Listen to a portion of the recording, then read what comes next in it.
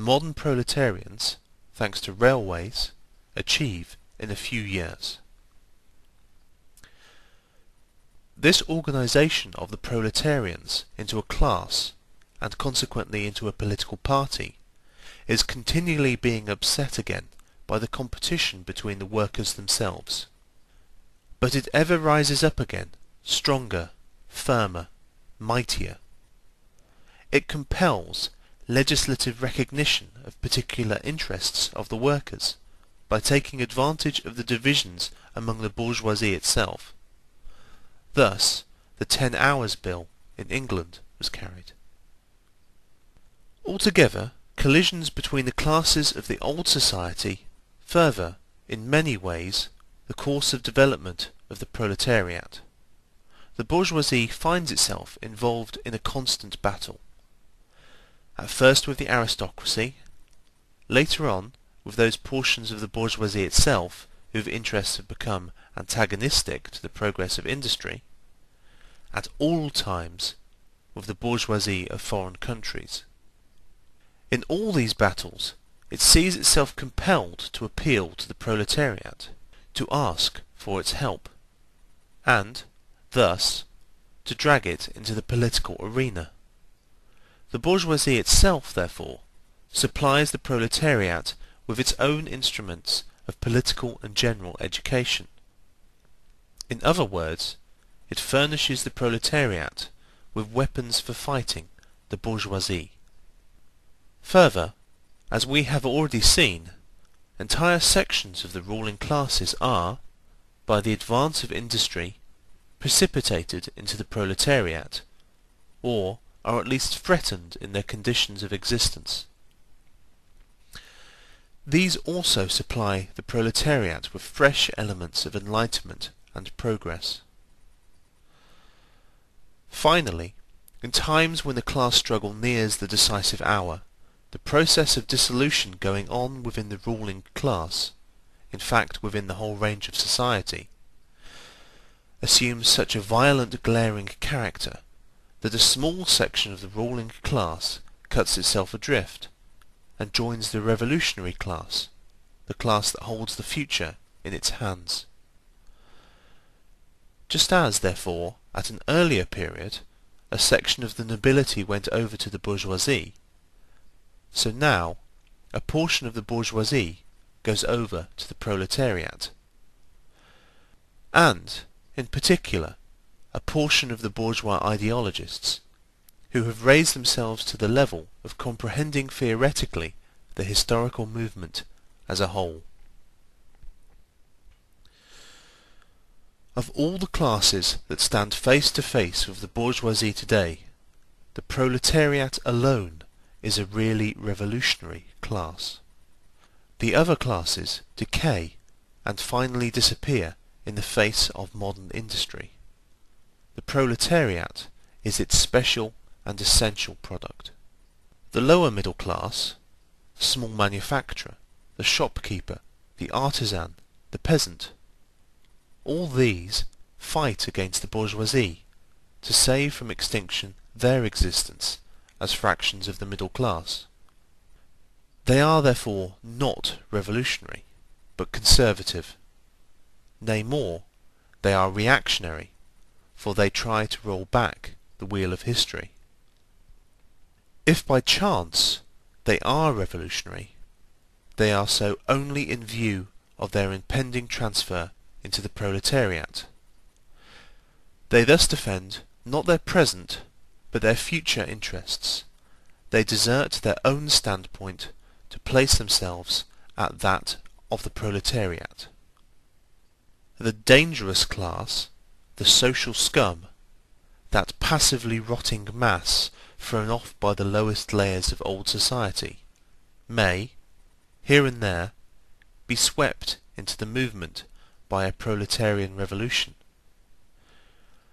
Its conditions of life, however, prepare it far more for the part of a bribed tool of reactionary intrigue. In the conditions of the proletariat, those of old society at large are already virtually swamped.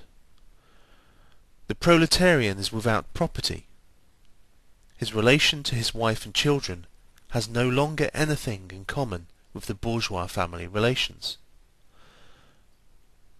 Modern industrial labour, modern subjection to capital, the same in England as in France, in America as in Germany, has stripped him of every trace of national character. Law, morality, religion are, to him, so many bourgeois prejudices, behind which lurk in ambush just as many bourgeois interests.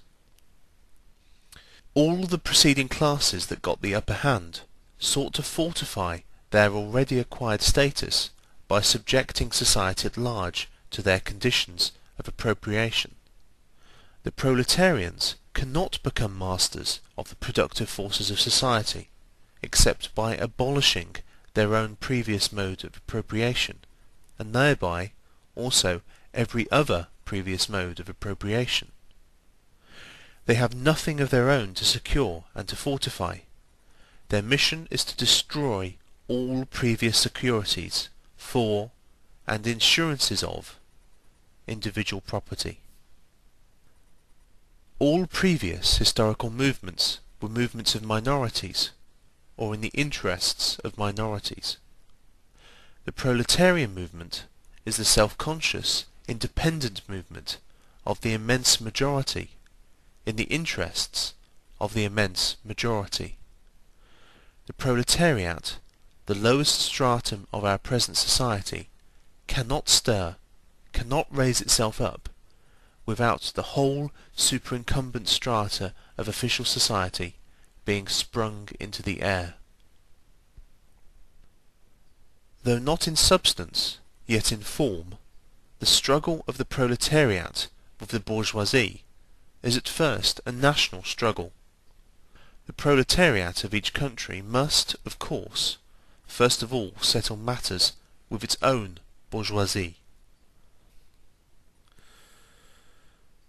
In depicting the most general phases of the development of the proletariat, we traced the more or less veiled civil war raging within existing society, up to the point where that war breaks out into open revolution, and where the violent overthrow of the bourgeoisie lays the foundation for the sway of the proletariat. Hitherto, every form of society has been based, as we have already seen, on the antagonism of oppressing and oppressed classes. But in order to oppress a class, certain conditions must be assured to it under which it can, at least, continue its slavish existence. The serf, in the period of serfdom, raised himself to membership in the commune, just as the petty bourgeois, under the yoke of feudal absolutism, managed to develop into a bourgeois. The modern labourer, on the contrary, instead of rising with the progress of industry, sinks deeper and deeper below the conditions of existence of his own class. He becomes a pauper, and pauperism develops more rapidly than population and wealth. And here it becomes evident that the bourgeoisie is unfit any longer to be the ruling class in society, and to impose its conditions of existence upon society as an overriding law. It is unfit to rule because it is incompetent to assure an existence to its slave within his slavery, because it cannot help letting him sink into such a state that it has to feed him instead of being fed by him. Society can no longer live under this bourgeoisie. In other words, its existence is no longer compatible with society. The essential condition for the existence and for the sway of the bourgeois class is the formation and augmentation of capital. The condition for capital is wage labour. Wage labour rests exclusively on competition between the labourers.